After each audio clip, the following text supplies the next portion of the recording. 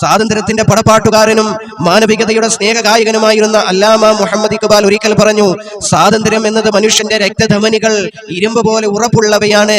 നിനക്ക് സ്വന്തം മുന്തിരിയിൽ നിന്ന് തെളിഞ്ഞ മുന്തിരിച്ചാറ് കുടിക്കണമെങ്കിൽ ഭൂമിയിൽ നിനക്ക് അധികാരം ഉണ്ടായേ തീരൂ എന്ന് പാടിയ അല്ലാമ മുഹമ്മദ് ഇഖ്ബാൽ. അതുപോലെ തന്നെ സാരേ ജഹാൻ സെ അച്ഛാ ഹിന്ദുസ്ഥാൻ ഹമാര എന്ന ദേശസ്നേഹം പാടി അദ്ദേഹമുണ്ടല്ലോ ഇന്ത്യയിലെ സ്വാതന്ത്ര്യ സമര പോരാളികളെ ഹരം പിടിപ്പിച്ച കവിയായിരുന്നു. ആധുനിക മനുഷ്യൻ നേരിടുന്ന എല്ലാ പ്രശ്നങ്ങൾക്കുമുള്ള യഥാർത്ഥ പരിഹാരം ഇസ്ലാമാണെന്ന് അദ്ദേഹം ഉത്ബോധിപ്പിച്ച മഹാനായ അല്ലാമ മുഹമ്മദ് ഇഖ്ബാലിനെയും സ്മരിക്കപ്പെടേണ്ട ഒരു ദിനം കൂടിയാണ് ആഗസ്റ്റ് 15 എന്നത്. അതുപോലെ തന്നെ മതത്തിന്റെ പേരിൽ വർഗീയത തുപ്പുന്നവർ മനസ്സിലാക്കേണ്ട ഒരു ചരിത്രമാണ് വക്കം അബ്ദുൽ ഖാദർ എന്ന സ്വാതന്ത്ര്യ സേനാധിയെ കുറിച്ച് നമ്മൾ പഠിക്കേണ്ടതുണ്ട്. ബ്രിട്ടീഷുകാർ വക്കം അബ്ദുൽ ഖാദറിനെ തൂക്കിലേറ്റിയപ്പോൾ അന്ത്യാഭിലാഷം എന്താണെന്ന് ചോദിച്ചപ്പോൾ പറയുകയാണ്, ഇന്ന് മതത്തിന്റെ പേരിൽ വർഗീയത തുപ്പുന്ന കാബാലിക ആദർശത്തിന്റെ കാബാലികന്മാരെ മനസ്സിലാക്കണം, വർഗീയത തുപ്പുന്ന കാബാലികന്മാരെ മനസ്സിലാക്കണം. ഇന്ത്യൻ സ്വാതന്ത്ര്യ സമരത്തിന് വേണ്ടി പോരാടിയ വക്കം അബ്ദുൽ ഖാദർ പറഞ്ഞത് എന്താണെന്ന് അറിയുമോ? എന്റെ പ്രിയ സുഹൃത്തായ അനന്ത നായരെയും എന്നെയും ഒരുമിച്ച് തൂക്കിലേറ്റണമെന്ന് പറഞ്ഞ വക്കം അബ്ദുൽ ഖാദറിനെയും സ്മരിക്കപ്പെടേണ്ട ഒരു പൊന്നുസുദിനമാണ് മുഅ്മിനീങ്ങളെ, സഹോദരങ്ങളെ, ഈ ആഗസ്റ്റ് 15 എന്നത്. നാം മനസ്സിലാക്കണം, ഇങ്ങനെ അനേകം മഹത്തുക്കൾ ഈ രാജ്യത്തിന് വേണ്ടി ഷഹീദായപ്പോൾ ഫാസിസ്റ്റ് അധികാര ശക്തികൾ ഇതെല്ലാം മറയ്ക്കുമ്പോൾ നമ്മുടെ ഉത്തരവാദിത്തമാണ് ശരിയായ രീതിയിൽ ഈ ചരിത്രങ്ങളെ പഠിച്ച് പ്രചരിപ്പിക്കൽ. നമ്മുടെ ഓരോരുത്തരുടെയും കടമയാണെന്ന് മറന്നു പോകല്ലേ മുസ്ലിം സമുദായമേ.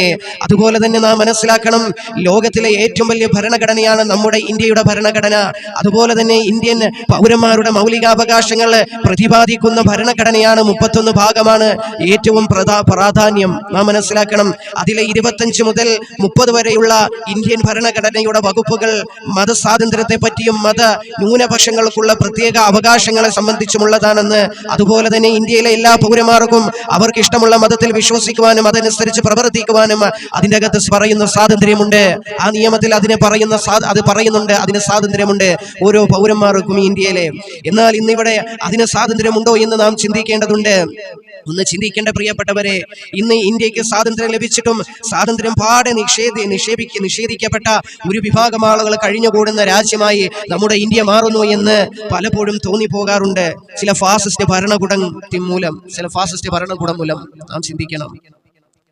വെള്ളാപ്പള്ളി നടേശനെ പോലെ PC ജോർജിനെ പോലെയുള്ളവർ വർഗീയത പറയുമ്പോൾ തന്റെ രോമത്തിന് പോലും ഒന്ന് സംഭവിക്കുകയില്ല എന്ന തോന്നൽ പലപ്പോഴും ഒരു വിഭാഗം ആളുകൾക്ക് ഈ രാജ്യത്തിൽ നിന്ന് സ്വാതന്ത്ര്യം നിഷേധിക്കപ്പെട്ടോ എന്ന് തോന്നിപ്പോകാറുണ്ട് പലപ്പോഴും.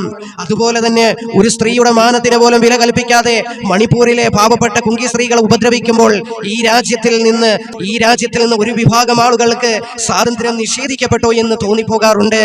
അതുപോലെ തന്നെ 18, 19, 20 വർഷത്തോളം പൊന്നുകാത്ത പോലെ മക്കളെ വളർത്തി വലുതാക്കി 2 കാലിൽ നിൽക്കേണ്ട പ്രായമാകുമ്പോൾ, ആ സമയമെത്തുമ്പോൾ ഇന്നലെ വന്ന കണ്ടവന്റെ കൂടെ പോകുമ്പോൾ അവർക്ക് അനുകൂലമായി നിയമങ്ങൾ പോലും പുറപ്പെടുമ്പോൾ സ്വന്തം മക്കളിലുള്ള സ്വാതന്ത്ര്യം മാതാപിതാക്കൾക്ക് നിഷേധിക്കപ്പെട്ടോ എന്ന് പോലും ചില സമയത്ത് തോന്നിപ്പോകാറുണ്ട്.